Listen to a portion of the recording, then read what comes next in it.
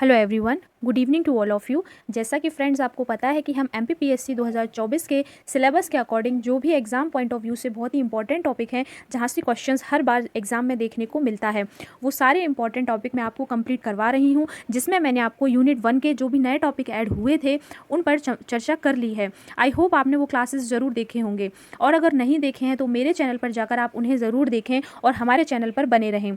तो चलिए आज का टॉपिक हम शुरू करते हैं। यूनिट 3 भारत का भूगोल। भारत का भूगोल से हमारे एक बहुत ही इंपॉर्टेंट टॉपिक हो जाता है प्रमुख फसल से, यानी कि जो भी भारतीय कृषि से जो भी हमारे फैक्ट हैं, जो भी हमारे एग्जाम पॉइंट ऑफ व्यू से रिलेटेड क्वेश्चंस जहाँ से हमें देखने को मिलेंगे, वो मैं आपको कंप्लीट करवाऊंगी। उम्मीद करूंगी कि आपको ये सेशन पसंद आएगा। अगर आपको ये सेशन पसंद आता है तो हमारे चैनल पर बने रहिएगा। तो चलिए हम शुरू करते हैं। आज का टॉपिक है भारतीय कृषि। भारतीय कृषि कैसा है? भारतीय कृषि कृषि क्या होती है? मानसून पर निर्भर होती है। किस पर निर्भर होती है? मानसून पर निर्भर होती है। जो कृषि शब्द है, एग्रीकल्चर शब्द कहाँ से लिया गया आपका? तो लैटिन भाषा से लिया गया है। कहाँ से लिया गया है? लैटिन भाषा से लिया गया है। कृषि क्या है? तो कृषि एक ऐसी क्रिया है, प्राथमिक क्रिया है। कैसी क्रिया है? प्राथमिक क्रिया है। भारत की जनसंख्या का 54.6%, कितना परसेंट? 54.6% कृषि पर निर्भर है। बहुत ही इंपॉर्टेंट हो जाता है कि भारत की जनसंख्या कितने प्रतिशत कृषि पर निर्भर है, तो 54.6% ऐसी जनसंख्या है जो कृषि पर निर्भर है। GVA में योगदान कितना है? ग्रॉस वैल्यू एडिशन में भारत का योगदान है, हमारा कृषि का योगदान है 18.6%। कितना योगदान है? 18.6%। ये फैक्ट हमारे लिए बहुत ही इंपॉर्टेंट हो जाते हैं, क्योंकि यहाँ से डायरेक्ट क्वेश्चन पूछ लिया जाता है कि भारत की जनसंख्या कितने प्रतिशत ऐसी है जो कृषि पर निर्भर है। तो 54.6% ऐसी जनसंख्या है जो कृषि पर निर्भर है। GVA में कितना योगदान है भारत का? तो कृषि का तो आपका आएगा 18.6% GVA में कृषि का योगदान है। भारत में भूमि वितरण एक रिपोर्ट आती है 2018-19 की, जिसमें वन भूमि कितनी बताई गई है? तो 24.62% बताई गई है। नेक्स्ट है हमारा, नेक्स्ट देख लेते हैं net shown area. Net shown area में कितना है? तो 42.57% नेट शोन एरिया है। एक ऐसी भूमि जिस पर साल में 2 बार फसल लगाई जाती है। कितनी बार फसल लगाई जाती है? 2 बार फसल लगाई जाती है, उसे हम नेट शोन एरिया बोलते हैं। कृषि के प्रमुख प्रकार देख लेते हैं। तो कृषि के बहुत प्रकार होते हैं। तो पहला है हमारा प्रारंभिक या जीविका निर्वाह कृषि, स्थानांतरित कृषि, गहन जीविका कृषि, वाणिज्य कृषि, बागानी या रोपड़ कृषि, जैविक कृषि, जल कृषि, सहकारी कृषि, संविदा कृषि। नेक्स्ट है ट्रक कृषि, मिश्रित कृषि, शून्य बजट या प्राकृतिक कृषि, और अन्य प्रकार की भी कृषि हमारे भारत में की जाती है। तो पहला है हमारा प्रारंभिक या जीवन निर्वाह कृषि। तो क्या होती है प्रारंभिक या जीवन निर्वाह कृषि? एक ऐसी कृषि भूमि के छोटे टुकड़ों पर आदिम कृषि औजारों तथा परिवार अथवा समुदाय श्रम की सहायता से की जाती है। किससे की जाती है? भूमि के एक छोटे से टुकड़े पर आदिम कृषि औजारों, परिवार और समुदाय श्रम की सहायता से की जाती है, उसे हम जीवन निर्वाह कृषि कहते हैं। प्रारंभ में यही कृषि की जाती थी। नेक्स्ट आएगा विस्तृत कृषि। विस्तृत यानी बड़ा। तो एक बड़े आकार के जोतों पर आधुनिक यंत्रों का प्रयोग करके जो कृषि की जाती है उसे हम विस्तृत कृषि कहते हैं। इसमें क्योंकि ये बड़े इलाके पर हो रही है, बड़े क्षेत्र पर हो रही है, तो इसमें क्या होगा? पूंजी की पर्याप्त आवश्यकता होगी। क्या होगी? पूंजी की पर्याप्त आवश्यकता होगी। नेक्स्ट आएगा भारत में हरित क्रांति के दौरान, ये बहुत ही इंपॉर्टेंट फैक्ट हो जाता है कि भारत में हरित क्रांति के दौरान विस्तृत कृषि प्रणाली को अपनाने पर बल दिया गया था। किस पर बल दिया गया था? विस्तृत कृषि प्रणाली को अपनाने पर बल दिया गया था। नेक्स्ट आएगा स्थानांतरित कृषि। स्थानांतरित कृषि कैसी होती है? इसे हम झूमिंग कृषि भी कहते हैं। कर्तन प्रणाली का एक प्रकार है। कैसा प्रकार है? कर्तन दहन प्रणाली कृषि का एक प्रकार है। किसान भूमि के कुछ भाग को साफ करके क्या करते हैं? जो भूमि होती है उसको कुछ भाग को साफ करके फसल उगाते हैं। इससे क्या होता है? इससे मृदा की उर्वरता कम होती चली जाती है। तो किसान उस भूमि के भागों को छोड़ देते हैं और दूसरी जगह जाकर क्या करने लगते हैं? खेती करने लगते हैं। इसी को हम स्थानांतरित कृषि कहते हैं। इस प्रकार की कृषि में उत्पादकता में कमी होती है। क्या होती है? उत्पादकता में कमी होती है, क्योंकि मृदा की उर्वरता कम हो जाती है, जिस कारण से क्या होती है? कृषि की उर्वरता में, उत्पादकता में कमी होती है। तो स्थानांतरित कृषि देख लेते हैं और स्थानीय नाम देख लेते हैं कि वहाँ की स्थानांतरित कृषि का स्थानीय नाम क्या है। तो पहला आएगा हमारा मध्य प्रदेश। मध्य प्रदेश में स्थानांतरित कृषि का स्थानीय नाम क्या है? तो बेवर या दहिया है। आंध्र प्रदेश में पोडू या पेंडा है। उड़ीसा में बरोंगो, पमादाबी, कोमन और सीधा है। नेक्स्ट है छत्तीसगढ़ में क्या है? तो छत्तीसगढ़ में हम इसे, इसका स्थानीय नाम है दीपा। दक्षिणी पूर्वी राजस्थान में आप स्थानांतरित कृषि को बालरे या बाल्टरे कहते हैं। पश्चिमी घाट में कुमारी कहते हैं।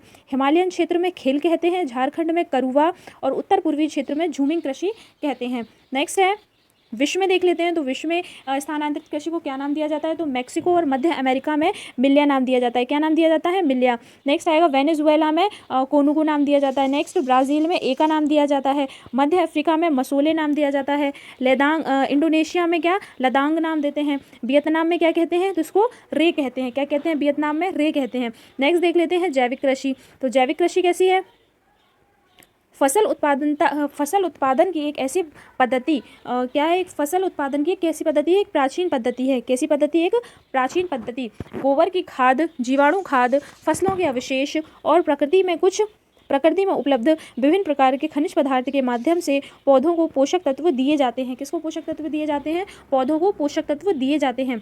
10वीं पंचवर्षीय योजना के अंतर्गत राष्ट्रीय जैविक कृषि परियोजना शुरू की गई। बहुत ही इंपॉर्टेंट हो जाता है, किस परियोजना के तहत, किस पंचवर्षीय योजना के तहत राष्ट्रीय जैविक कृषि परियोजना शुरू की गई, तो 10वीं पंचवर्षीय योजना के तहत शुरू की गई। जैविक विधि द्वारा खेती करने से उत्पादन लागत में कमी होती है। अगर आप जैविक विधि द्वारा खेती करते हो तो उत्पादन लागत में कमी होती है।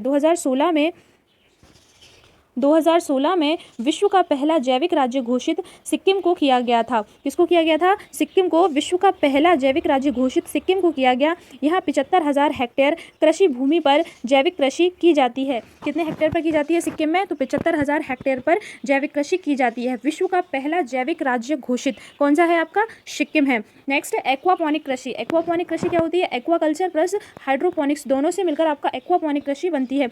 एक्वाकल्चर यानी होगा आपका जलीय जीवों का पालन होता है, उसे हम एक्वाकल्चर कहते हैं। हाइड्रोपोनिक्स मृदा के बिना जल में पौधों को उगाना। किसको, मृदा के बिना जल में क्या करना, पौधों को उगाना, हाइड्रोपोनिक्स कहलाता है। एक्वापोनिक्स मत्स्य के साथ साथ पौधों को भी एकीकृत तरीके से उगाया जाता है। क्या क्या किया जाता है, मत्स्य के साथ साथ पौधों को भी एकीकृत तरीके से उगाया जाता है, जिसे हम क्या कहते हैं, एक्वापोनिक कृषि कहते हैं। नेक्स्ट है सहकारी कृषि। तो सहकारी किसान एकत्रित होकर लाभ प्राप्ति के लिए सामूहिक खेती करते हैं, जिसे हम सहकारी कृषि कहते हैं। इस विधि में जोत की प्रति इकाई खर्च में कमी आती है। क्या आती है, जोत की प्रति इकाई खर्च में कमी आती है।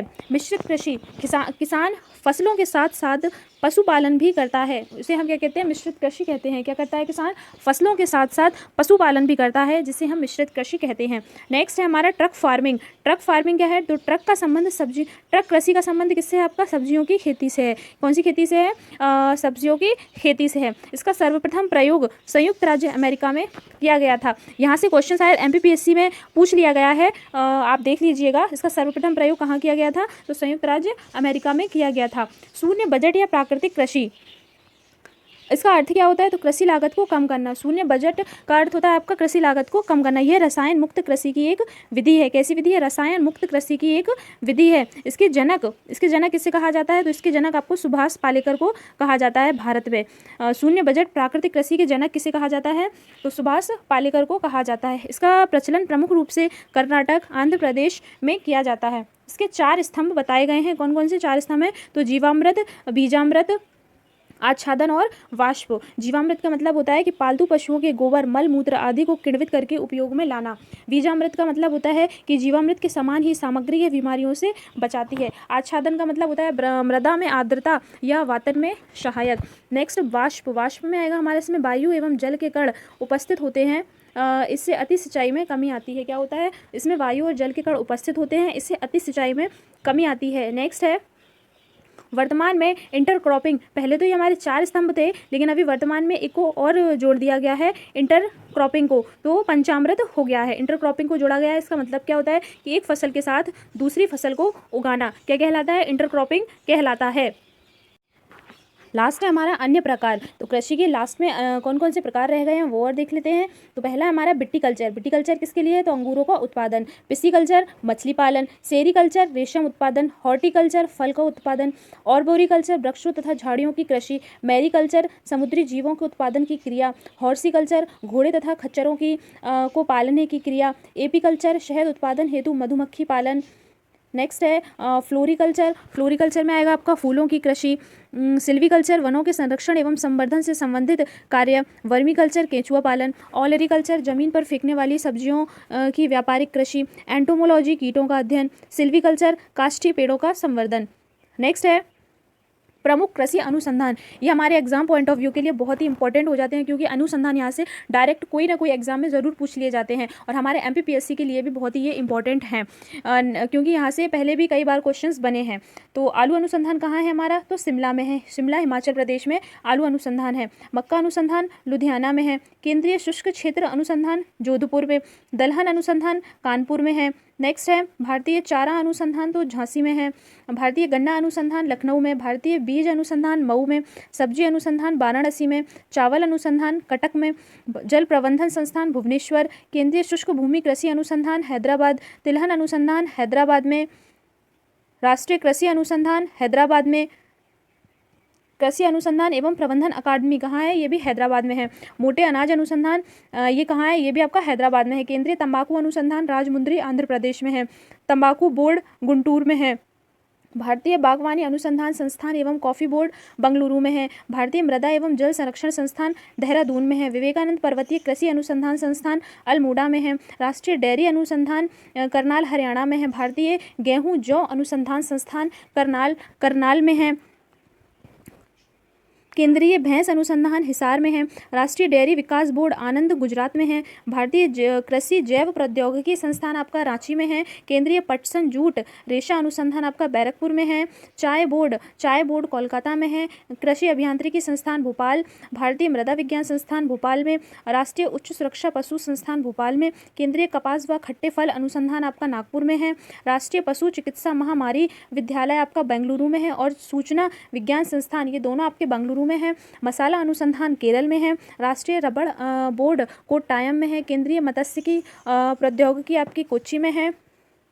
नेक्स्ट है राष्ट्रीय मसाला बोर्ड, ये दोनों कहाँ हैं आपके, तो कोचीन में है। आईसीएआर का फुल फॉर्म क्या होता है, तो आईसीएआर का फुल फॉर्म होता है Indian council of agriculture research, यानी कि भारतीय कृषि अनुसंधान परिषद। इसकी स्थापना कब की गई थी, तो इसकी स्थापना 16 जुलाई 1926 को नई दिल्ली में इसका क्या है, मुख्यालय है। इसकी स्थापना कब की गई थी, तो 16 जुलाई 1926 को की गई थी। यह किस मंत्रालय के तहत कार्य करता है, तो कृषि एवं किसान कल्याण मंत्रालय के तहत यह कार्य करता है। भारत में 113 आईसीएआर इंस्टीट्यूट है और 74 कृषि विश्वविद्यालय हैं। कितने हैं, 113 आईसीएआर इंस्टीट्यूट और 74 कृषि विश्वविद्यालय हैं। इसका उद्देश्य क्या है, तो इसका उद्देश्य है कृषि अनुसंधान, मत्स्य पालन, पशु विज्ञान आदि के प्रबंधन के लिए शीर्ष निकाय है। इसके इंपॉर्टेंट फैक्ट्स देख लेते हैं। तो भारत के लिए प्रथम कृषि विश्वविद्यालय 17 नवंबर 1960 को खोला गया था। उत्तर प्रदेश कृषि विश्वविद्यालय के रूप में किया गया था। इसका वर्तमान नाम क्या है, तो गोविंद बल्लभ पंत विश्वविद्यालय इसका वर्तमान नाम है। भारतीय कृषि का इतिहास नामक पुस्तक किसने लिखी है, तो एमएस रंधावा ने लिखी है। कुल खाद्यान्न उत्पादन में उत्तर प्रदेश का अंशदान सर्वाधिक है। किसका अंशदान सर्वाधिक है, तो उत्तर प्रदेश का अंशदान सर्वाधिक है। किसमें, कुल खाद्यान्न उत्पादन में।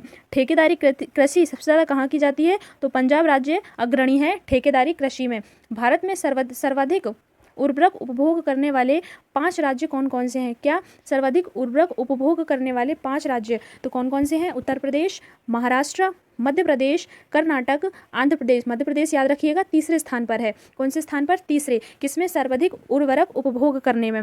एगमार्क किसे कहते हैं, एगमार्क एग्रीकल्चर मार्क इसके जारीकर्ता कौन है, तो भारत सरकार का विपणन और निरीक्षण निदेशालय इसके जारीकर्ता है। कृषि उपज ग्रेडिंग और मार्केटिंग अधिनियम 1937 के तहत इसको लाया गया था। वर्तमान एगमार्क मानक 213 विभिन्न वस्तुओं के लिए गुणवत्ता दिशा निर्देशों को कवर करता है। कौन सा मानक करता है, मानक 213। सेंट्रल एगमार्क लैब कहाँ है आपकी, तो नागपुर में सेंट्रल एगमार्क लैब है। कहाँ है आपकी, नागपुर में। खाद्य एवं कृषि संगठन मानकों के अनुसार खाद्यान्नों को सुरक्षित भंडारण के समय 14% तक ही सापेक्षित आर्द्रता होनी चाहिए। कितनी आर्द्रता होनी चाहिए, जब खाद्यान्न को अगर आप सुरक्षित भंडारण करते हैं तो वहाँ पर सापेक्षित आर्द्रता कितनी होनी चाहिए, तो 14% सापेक्षित आर्द्रता होनी चाहिए। फर्टिगेशन का संबंध क्या है, तो फर्टिगेशन का संबंध जल में उर्वरक को घोलकर सिंचाई करने से है। फर्टिगेशन का मतलब क्या होता है कि जल में उर्वरकों को घोलकर सिंचाई करना फर्टिगेशन कहलाता है। दलहनी फसलों की अधिकता से प्राकृतिक रूप से मृदा की उर्वरता में की शक्ति बढ़ती है। अगर आप दलहनी फसलों की अधिकता करते हो तो प्राकृतिक रूप से क्या होगी, मृदा की उर्वरता में शक्ति बढ़ती है। हरी खाद वाली फसलों में नाइट्रोजन की सर्वाधिक मात्रा बोड़ा लोबिया में 0.49% पाई जाती है। नाइट्रोजन की सर्वाधिक मात्रा किसमें पाई जाती है, हरी खाद वाली फसलों में नाइट्रोजन की सर्वाधिक मात्रा आपकी बोड़ा लोबिया में पाई जाती है। कितनी, 0.49%। उसके बाद ढैंचा में कितनी पाई जाती है, तो 0.42%। सनई में 0.43% और ग्वार में 0.34% नाइट्रोजन की मात्रा पाई जाती है। टेंसियोमीटर क्या है? तो टेंसियोमीटर फसल सिंचाई की ज़रूरत को बढ़ाता है। क्या करता है? फसल सिंचाई की ज़रूरत को बढ़ाता है। वही हमने वो देखा था क्या, फर्टिगेशन। फर्टिगेशन क्या होता है? फर्टिगेशन का संबंध जल में उर्वरक को घोलकर सिंचाई करने से होता है और टेंसीमीटर का फसल सिंचाई की ज़रूरत को बढ़ाता है। नेक्स्ट देखते हैं 1989 में कृषि की योजना और विकास के लिए योजना आयोग और राष्ट्रीय रिमोट सेंसिंग एजेंसी ने देश को 15 कृषि जलवायु क्षेत्रों में बांटा है। किसने बांटा है? 1989 में कृषि की योजना और विकास की योजना के लिए योजना आयोग और राष्ट्रीय रिमोट सेंसिंग एजेंसी ने 15 कृषि जलवायु क्षेत्रों में बांटा है। नेशनल ब्यूरो ऑफ सॉयल सर्वे के अनुसार भारत को 20 कृषि पारिस्थितिक क्षेत्रों में और 60 पारिस्थितिक उप क्षेत्रों में बांटा गया है। कितने? 20 पारिस्थितिक क्षेत्र और 60 पारिस्थितिक उप क्षेत्रों में बांटा गया है। नेक्स्ट हम देख लेते हैं फसलों का वर्गीकरण। फसलों का वर्गीकरण दो आधार पर किया जाता है, एक प्राकृतिक उपभोग के आधार पर और दूसरा आएगा आपका ऋतुओं के आधार पर। प्राथमिक उपयोग के आधार पर, दूसरा ऋतुओं के आधार पर। प्राथमिक उपयोग में आएंगे आपके खाद्यान्न फसलें और नकदी फसलें।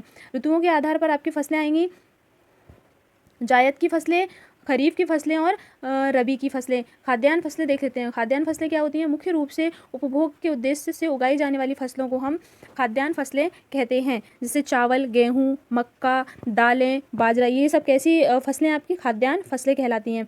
कृषि सांख्यिकी 2017 के अनुसार भारत में खाद्य फसलों का सकल फसली क्षेत्र 72% है। कितने प्रतिशत है? 72%। कितना है भारत में? भारत में कृषि खाद्य फसलों का सकल फसली क्षेत्र कितना है? तो 72% आपका ये आएगा। नेक्स्ट है सर्वाधिक उत्पादन। तो सर्वाधिक उत्पादन कहाँ होता है खाद्यान्न फसलों में? तो उत्तर प्रदेश, मध्य प्रदेश और पंजाब, जिसमें आप मध्य प्रदेश याद रखिएगा दूसरे स्थान पर है खाद्यान्न फसलों में। चावल का मुख्य भोजन। चावल क्या है? चावल भारत का मुख्य भोजन है, जिसका भारत में कुल खाद्यान्न उत्पादन में 22.3% का कवरेज क्षेत्र है। कितना है खाद्यान्न उत्पादन में कवरेज क्षेत्र? तो 22.3% है। नेक्स्ट आएगा हमारा नकदी फसलें। नकदी फसलें किसे कहते हैं? एक ऐसी फसल जिसका उद्देश्य बाजार में लाभ कमाना होता है। क्या होता है? बाजार में लाभ कमाना होता है, उसे हम क्या कहते हैं? नकदी फसलें कहते हैं। जैसे गन्ना, तिलहन, मसाले, कपास, तंबाकू,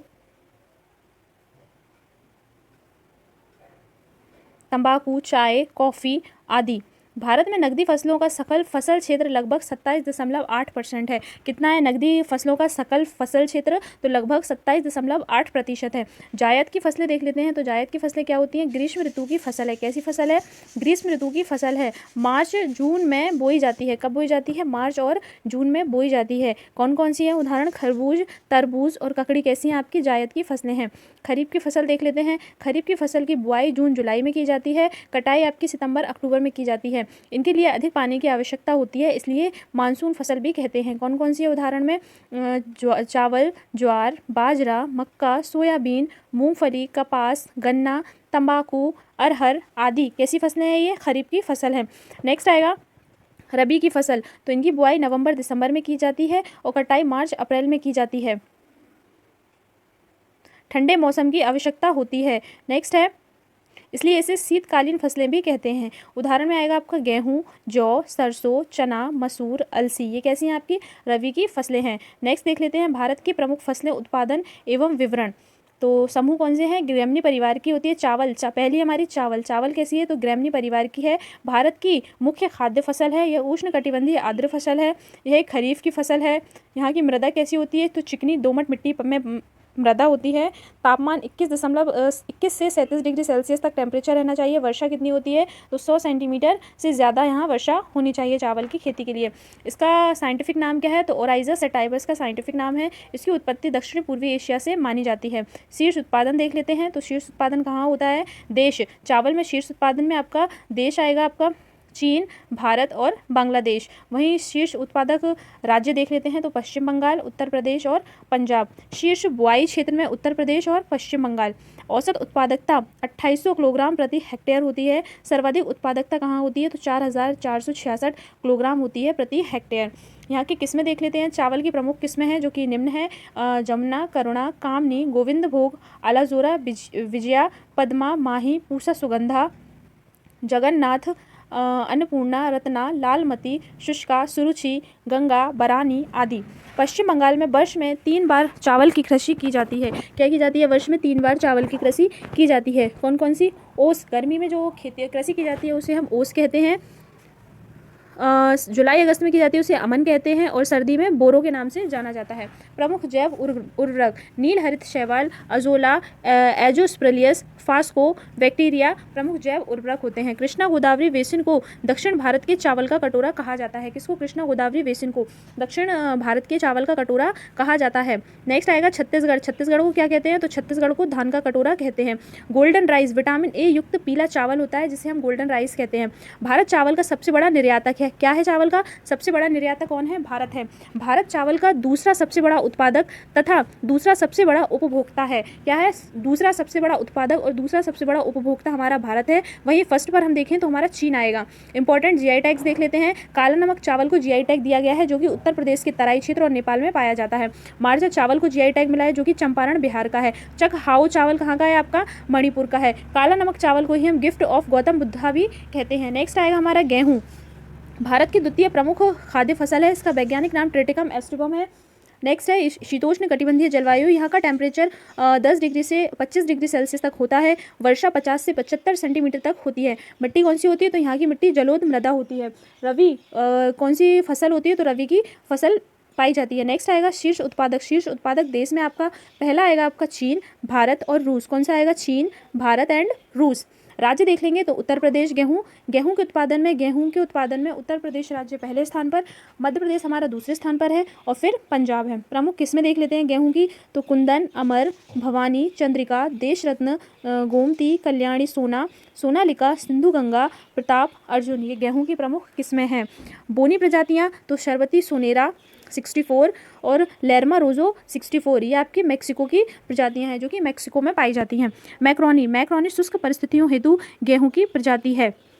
रस्ट गेहूं की फसल का रोग है जिसे हम रस्ट कहते हैं। ये 3 टाइप का होता है। येलो रस्ट होता है, ब्राउन रस्ट होता है और ब्लैक रस्ट भी होता है। करनाल बंट क्या है? तो टिलेटिया इंडिका नामक कवक जनित रोग है। कैसा रोग है? कवक जनित रोग है। टिलेटिया इंडिका नामक कवक जनित रोग क्या है आपका? तो करनाल बंट है। भारत और ऑस्ट्रेलिया समझौता किया गया था एक 1998 में। कब किया गया था? 1998 में। कभी अगर भारत को गेहूं की आवश्यकता पड़ी तो ऑस्ट्रेलिया भारत को 15 लाख टन क्या देगा? गेहूं देगा, ऐसे इस समझौते में कहा गया था। ब्यूटाक्लोर नामक शाकनाशी का प्रयोग कर रस्ट रोग से गेहूं को बचाते हैं। किससे बचाते हैं? ब्यूटाक्लोर नामक शाकनाशी का प्रयोग करते हैं जिससे जो रस्ट होता है, गेहूं का एक रोग होता है, उसे हम बचा सकते हैं। गेहूं के इंपॉर्टेंट जीआई टैग्स देख लेते हैं। तो काठिया गेहूं जो कि उत्तर प्रदेश के बुंदेलखंड क्षेत्र में पाया जाता है, इसको जीआई टैग दिया गया है। शरबती गेहूं जो कि सीहोर का है, इसे भी जीआई टैग मिल चुका है। भालिया गेहूं जो कि गुजरात में पाया जाता है, इसे भी जीआई टैग मिल चुका है। 2020-21 में भारत ने Yemen, Indonesia, Bhutan, Philippines, Iran, Cambodia और म्यांमार को पर्याप्त मात्रा में अनाज निर्यात किया है। किस किस को? यमन को, इंडोनेशिया को, भूटान को, फिलीपींस को, ईरान को, कंबोडिया को और म्यांमार को क्या किया है? अनाज का निर्यात किया है। नेक्स्ट है मोटे अनाज। मोटे अनाज में हम देख लेते हैं तो भारत में सबसे ज़्यादा उत्पादित मोटे अनाज सबसे ज़्यादा कहाँ पाए जाते हैं, कहाँ उत्पादन होता है सबसे ज़्यादा? तो हमारे इंडिया में ही इनका उत्पादन सबसे ज़्यादा होता है, जिसमें बाजरा का 62%, ज्वार का 26%, रागी का 9%। इसमें कौन कौन सी मोटे अनाज में किस किस को शामिल किया जाता है? तो आपका जौ, कोदो, फॉक्सटेल, प्रोसो, बार्नयार्ड, ये सब आपके मोटे अनाज में शामिल रहते हैं। इसमें क्या होना चाहिए? इनकी जलवायु कैसी होना चाहिए? अनुकूल होना चाहिए, मतलब ना ज़्यादा पानी, कम पोषण तत्व और सूखा प्रतिरोध होते हैं। पोषण तत्व इसमें प्रोटीन, फाइबर, लोहा और कैल्शियम प्रचुर मात्रा में पाए जाते हैं। यह ग्लूटेन फ्री होता है। कैसा होते हैं? मोटे अनाज जो होते हैं वो ग्लूटेन फ्री होते हैं। ये संपोषणीय भी होते हैं। नेक्स्ट है भारत सबसे बड़ा उत्पादक है। मोटे अनाज में भारत सबसे बड़ा उत्पादक है। विश्व में 20% तथा एशिया का 80% का उत्पादन हमारे भारत में ही किया जाता है। 2023 को अंतर्राष्ट्रीय मिलेट वर्ष घोषित किया गया था। श्री अन्न में कौन कौन सी प्रजातियां आती हैं मोटे अनाज की? तो बाजरा, ज्वार, रागी, सांवा, कनंगी, कोदो, कुटकी, चीना, ये हमारे श्री अन्न में मोटे अनाज के रूप में यह सम्मिलित की गई हैं। अन्य नाम क्या है? इसे हम सुपर फूड के नाम से भी जानते हैं। प्रथम प्रमाण कहाँ मिला था? तो सिंधु घाटी सभ्यता में इसका प्रथम प्रमाण मिला था। शीर्ष उत्पादक में कर्नाटक, राजस्थान और महाराष्ट्र, ये 3 राज्य सबसे अग्रणी हैं। भारतीय श्री कृषि अन्न अनुसंधान का केंद्र कहाँ है आपका? तो हैदराबाद में है। जलवायु परिस्थितियाँ कैसी है, यह खरीफ की फसल है, 27 डिग्री सेल्सियस से 32 डिग्री सेल्सियस तक इसका टेम्परेचर होता है। वर्षा 50 से 100 सेंटीमीटर की होती है। सरकारी योजना श्री अन्न योजना जो कि मोटे अनाज के लिए चलाई गई थी। राष्ट्रीय मिलेट्स मिशन जो कि 2007 में चलाया गया। मूल समर्थन योजना 2018 में मोटा अनाज पोषक अनाज योजना और इंसेमैप योजना भी एक चलाई गई है। भारत सरकार ने 2018 को बाजरा के राष्ट्रीय वर्ष के रूप में मनाया है। भारत ने कब मनाया है? 2018 को बाजरा के राष्ट्रीय वर्ष के रूप में मनाया है। पहली है हमारी। नेक्स्ट देख लेते हैं हम ज्वार। ज्वार में आएगा हमारा शीर्ष राज्य कौन कौन से ज्वार में? तो महाराष्ट्र, कर्नाटक, राजस्थान। शीर्ष देश अमेरिका और भारत। किस में आएंगे? इसकी परभानी शक्ति। तीसरी महत्वपूर्ण फसल है यह। 30 से 70 सेंटीमीटर वर्षा चाहिए होती है। नेक्स्ट आएगा बाजरा। नेक्स्ट है हमारा बाजरा। बाजरा में शीर्ष राज्य आएगा राजस्थान, उत्तर प्रदेश और हरियाणा। शीर्ष देश है भारत, पशुओं के चारे के लिए भी यह उपयुक्त होता है। नेक्स्ट रागी। रागी कर्नाटक, तमिलनाडु और उत्तराखंड अग्रणी राज्य हैं। भारत में भी रागी का उत्पादन होता है जो कि शीर्ष पर है। आयरन, कैल्शियम, रुद्रांश यानी फाइबर अत्यधिक मात्रा में पाए जाते हैं। क्या क्या? आयरन, कैल्शियम, रुद्रांश अत्यधिक मात्रा में पाए जाते हैं। जौ। जौ में आएगा आपका राजस्थान और उत्तर प्रदेश शीर्ष राज्य है। भारत भी जौ के उत्पादन में शीर्ष राज्य है। कुटकी। कुटकी आएगा उत्तराखंड और उत्तर प्रदेश शीर्ष राज्य है। कोदो, फॉक्सटेल, प्रोसो, बार्नयार्ड ये प्रमुख किस्में हैं। नेक्स्ट है मक्का। कर्नाटक, मध्य प्रदेश और महाराष्ट्र शीर्ष पर है। यूएसए शीर्ष पर है। इसका नाम क्या है? जियामेज है। इसे हम अनाजों की रानी कहते हैं। इसकी किस्में कौन कौन सी हैं? तो माही, कंचन, प्रभात, शक्तिमान, जवाहर, गंगा, हिमालय यहाँ की प्रमुख किस्में हैं। नेक्स्ट है इससे रोग होता है तो वाइट मड रोग होता है, ब्राउन स्पॉट होता है। टेम्परेचर कितना होता है? तो 21 डिग्री से 27 डिग्री सेल्सियस तक का टेम्परेचर रहता है। नेक्स्ट देखते हैं दलहन। दलहन में आएगा हमारा चना, उड़द, मूंग, मटर, राजमा। भारत में सबसे ज़्यादा चने का उत्पादन सर्वाधिक किया जाता है।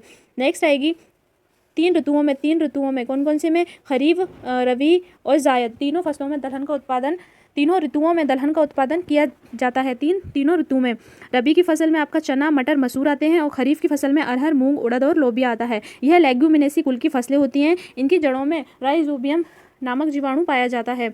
इसमें राइजोबियम में क्या होता है? राइजोबियम जो जीवाणु होता है वह नाइट्रोजन का स्थिरीकरण करने में सहायक होता है। इसकी महत्वपूर्ण किस्में आशा अरहर की किस्म है, अपर्णा मटर, सम्राट चना और गरिमा मसूर की प्रमुख किस्में हैं। प्रोटीन का मुख्य स्रोत होती हैं दलहन। क्या होती हैं? दालें प्रोटीन का मुख्य स्रोत होती हैं। भारत विश्व में दालों का सबसे बड़ा उत्पादक, उपभोक्ता और आयातक बना हुआ है। क्या बना है? सबसे बड़ा उत्पादक, उपभोक्ता और आयातक बना हुआ है। नेक्स्ट है उत्पादक देख लेते हैं। तो उत्पादक राज्य कौन कौन से हैं? सबसे पहले स्थान पर दलहन उत्पादन में मध्य प्रदेश आता है, सेकंड पर महाराष्ट्र और थर्ड पर राजस्थान आता है।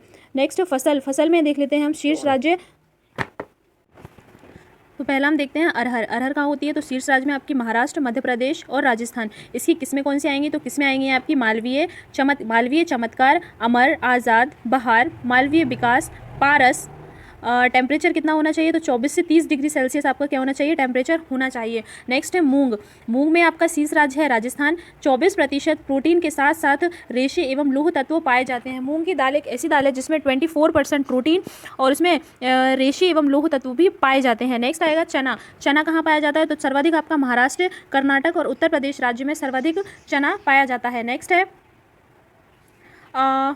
भारत में दलहन का क्रम देख लेते हैं दालों का। तो सबसे ज़्यादा चना, फिर अरहर, उड़द, मूंग। जीआई टैग गुलबरगद तुअर दाल जिसको जीआई टैग मिला है कहाँ की है? कर्नाटक की है। नेक्स्ट है तंदूर लाल चना जो कि तेलंगाना की है। गहत दाल कहाँ की है? आपकी उत्तराखंड की है। नेक्स्ट आएगा बैगानी तुअर दाल कहाँ की है? डिंडोरी की है। अभी ये इन प्रोसेस में चल रही है, मतलब अभी इसको जीआई टैग दिया नहीं गया है लेकिन मिल जाएगा। कहाँ की है बैगानी तुअर दाल? तो डिंडोरी की है। डिंडोरी कहाँ आता है? आपका मध्य प्रदेश में आता है।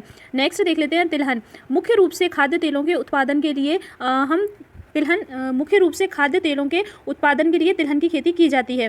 प्रमुख तिलहनी फसलें कौन कौन सी होती हैं? तो तिलहनी फसलों में आएगी आपकी मूंगफली, रैपसीड, सरसों, सोयाबीन, सूरजमुखी, तिल, कुसुम, नाइजर, अरंडी, अलसी। इनसे हमें तेल की प्राप्ति होती है। नेक्स्ट आएगा तिलहन। तिलहन का संबंध किससे है? तो पीली क्रांति से तिलहन का संबंध है। किससे है? पीली क्रांति से। इसके लिए टेम्परेचर कितना होना चाहिए? तो 20 से 30 डिग्री सेल्सियस टेम्परेचर होना चाहिए। रैपसीड और सरसों ठंडी जलवायु वाली फसलें हैं। रैपसीड और सरसों कैसी है? तो ठंडी जलवायु वाली फसलें हैं। उत्पादन वनस्पति तेलों का सबसे बड़ा आयातक क्या है? आपका वनस्पति तेलों का सबसे बड़ा आयातक है।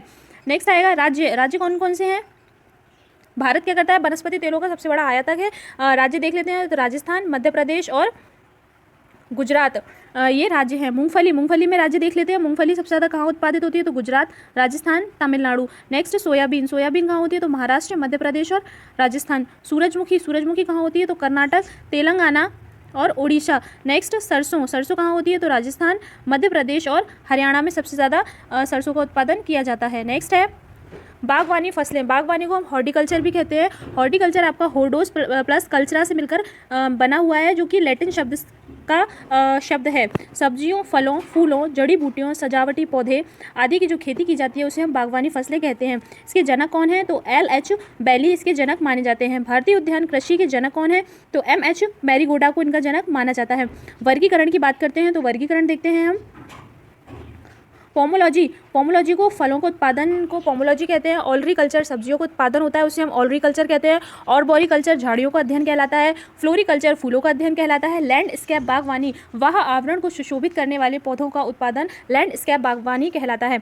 चीन के बाद भारत फलों और सब्जियों का दूसरा बड़ा उत्पादक है। चीन के बाद कौन सा देश? भारत देश क्या है? फलों और सब्जियों का दूसरा सबसे बड़ा उत्पादक देश माना जाता है। नेक्स्ट आएगा निर्यात में भारत सब्जियों में 14वें और फलों में 23वें स्थान पर है। निर्यात के मामले में भारत सब्जियों में 14वें नंबर पर आता है और फलों में 23वें स्थान पर आता है। नेक्स्ट देखते हैं हम गन्ना। भारत की प्रमुख व्यावसायिक फसलों में से एक फसल है आपकी गन्ना। यह उष्ण कटिबंधीय और उपोष्ण कटिबंधीय खरीफ फसल में पाई जाती है। यहाँ टेम्परेचर 27 से 21 डिग्री सेल्सियस तक का होना चाहिए। कितना होना चाहिए? 21 से 27 डिग्री सेल्सियस तक होना चाहिए। नेक्स्ट है वर्षा कितनी होनी चाहिए गन्ने के लिए? तो 75 से 105 सेंटीमीटर की वर्षा आवश्यक होती है। गन्ने में उत्पादकता देश देख लेते हैं तो ब्राज़ील, भारत और चीन आएगा। भारत हमारा दूसरे नंबर पर आता है गन्ना उत्पादक में। राज्य देख लेते हैं तो राज्य में उत्तर प्रदेश, महाराष्ट्र और कर्नाटक आते हैं। नेक्स्ट है चाय। व्यावसायिक रोपण फसलों में से एक है। इसके लिए टेम्परेचर 20 से 30 डिग्री सेल्सियस होना चाहिए। वर्षा कितनी होनी चाहिए? तो 150 से 300 सेंटीमीटर वर्षा होनी चाहिए। चाय दिवस 21 मई को मनाया जाता है। कब मनाया जाता है चाय दिवस? तो 21 मई को मनाया जाता है। उत्पादक देश देख लेते हैं तो उत्पादक देश कौन कौन से हैं हमारे? चीन, भारत और केन्या हैं। कौन कौन से हैं? चीन, भारत और केन्या। भारत हमारा चाय उत्पादन के मामले में दूसरे स्थान पर आता है। राज्य देख लेते हैं तो राज्य में आएगा आपका पहले स्थान पर असम, पश्चिम बंगाल और तमिलनाडु राज्य में चाय के उत्पादन में अग्रणी है। 2004 में दार्जिलिंग की चाय को GI टैग प्रदान किया गया था, जो कि सबसे पहला GI टैग था। पहला GI टैग 2004 में दार्जिलिंग की चाय को दिया गया था। कहवा यानी कॉफ़ी देख लेते हैं तो व्यावसायिक फसलों में से एक है। इसके लिए टेम्परेचर 15 से 28 डिग्री सेल्सियस तक होना चाहिए। वर्षा 150 से 250 सेंटीमीटर वर्षा होनी चाहिए, मतलब अच्छी खासी वर्षा की ज़रूरत पड़ती है। उत्पादक देश देख लेते हैं तो पहला आएगा हमारा ब्राज़ील, वियतनाम और कोलंबिया। वही भारत कौन से नंबर पर है? तो भारत कहवा उत्पादन में 6वें स्थान पर आता है। राज्य उत्पादनता में देख लेते हैं तो कर्नाटक, केरल और तमिलनाडु। प्रसिद्ध किस्में कौन कौन सी आएंगी? तो अरेबिका, रोबस्टा प्रमुख किस्में होती हैं कहवा की। अंतर्राष्ट्रीय कॉफ़ी दिवस 1 अक्टूबर को मनाया जाता है। कब मनाया जाता है? 1 अक्टूबर को मनाया जाता है। कपास कैसी फसल है? तो व्यावसायिक खरीफ की फसल होती है, जिसका टेम्परेचर 21 डिग्री सेल्सियस से 30 डिग्री सेल्सियस तक होना चाहिए। वर्षा कितनी होनी चाहिए? तो 500 से 100 सेंटीमीटर तक वर्षा की आवश्यकता होती है। नेक्स्ट देख लेते हैं उत्पादकता देश। तो चीन, भारत और ब्राज़ील। राज्य में गुजरात, महाराष्ट्र और तेलंगाना। प्रसिद्ध किस्में देख लेते हैं कपास की तो Gossypium, arboreum, हर्वेशियम, BT cotton. BT का फुल फॉर्म होता है बैसिलस थुरिजिएंसिस, इसका बीटी का फुल फॉर्म होता है। नेक्स्ट आएगा आपका पटसन जूट। इसको हम गोल्डन फाइबर के नाम से भी जानते हैं। यह रेशेदार खरीफ की व्यावसायिक फसल है। इसके लिए टेम्परेचर 25 डिग्री सेल्सियस से 35 डिग्री सेल्सियस तक होना चाहिए। वर्षा 150 से 250 सेंटीमीटर की होना चाहिए। उत्पादक देश देख लेते हैं तो भारत, बांग्लादेश आता है। राज्य में पश्चिम बंगाल, असम और बिहार आता है। तंबाकू यह एक व्यावसायिक फसल है। इसके लिए टेम्परेचर 15 डिग्री से 20 डिग्री सेल्सियस तक होना चाहिए। वर्षा 50 से 100 सेंटीमीटर तक की होनी चाहिए। उत्पादक देश में आपका चीन, भारत और ब्राज़ील आता है। राज्य में आंध्र प्रदेश, कर्नाटक और गुजरात आता है। रबर के लिए देखते हैं। रबर की प्राप्ति पेड़ों के लैक्टस से होती है। यह एक भूमध्य रेखीय फसल है। कैसी फसल है? यह एक भूमध्य रेखीय फसल है। इसके लिए टेम्परेचर 25 डिग्री सेल्सियस से ज़्यादा होना चाहिए। वर्षा 200 सेंटीमीटर से ज़्यादा होनी चाहिए। उत्पादक देश देख लेते हैं तो थाईलैंड, इंडोनेशिया, मलेशिया। भारत चौथे स्थान पर आता है किसमें? रबर उत्पादन में। केरल देख लेते हैं। राज्य में आएगा आपका केरल, तमिलनाडु और कर्नाटक। केरल राज्य रबर उत्पादन में अग्रणी राज्य है। यहाँ मैंने आपको भारत की कृषि से रिलेटेड इंपॉर्टेंट फैक्ट सारे जो भी होते हैं वो मैंने आपको कंप्लीट करवाए हैं। अगर आपको ये सेशन पसंद आता है तो हमारे चैनल को लाइक और सब्सक्राइब ज़रूर करें। आगे के इन्फॉर्मेटिव वीडियो देखने के लिए हमारे चैनल पर बने रहें। Thank you.